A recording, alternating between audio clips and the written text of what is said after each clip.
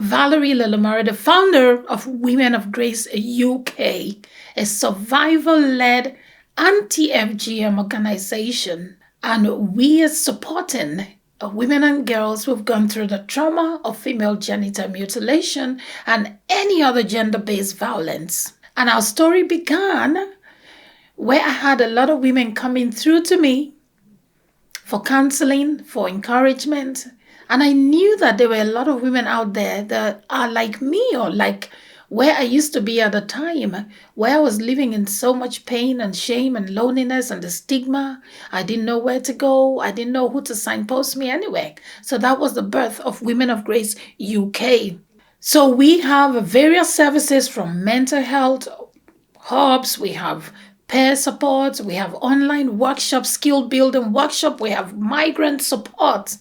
And we signpost survivors on to other organizations for further interventions for the ones that we are unable to meet their individual needs. We send them on for therapies and other holistic treatments. So please join us to raise awareness, spread the word, educate everyone around you. Don't feel uncomfortable in talking about female genital mutilation so that the young children would understand how to look after their bodies, so that the young children would understand that they do not need to be subjected to do the things that they don't want to do.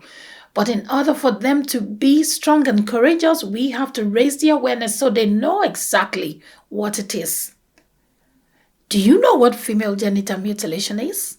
Do you know how many types there are? There are 4 types of female genital mutilation. There's the type 1, where the clitoris, the hood is taken off. There's the type 2, where the clitoral hood and the labias, the lips of the vagina is cut off.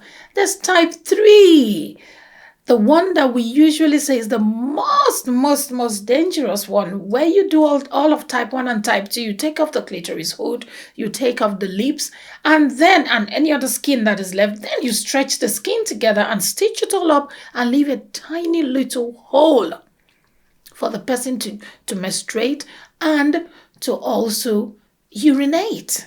That's type 3. And then the type 4 is all other cosmetic damage to the vagina, either pulling, stretching, piercing.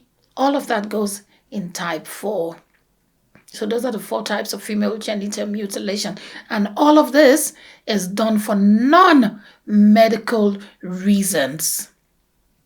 And it has a lot of effects. It has a lot of after effects. You have constant bleeding. There's a lot of damage it does to you. Psychologically, emotionally, mentally, physically. There's bleeding. There's continuous infection. And sometimes there's even death.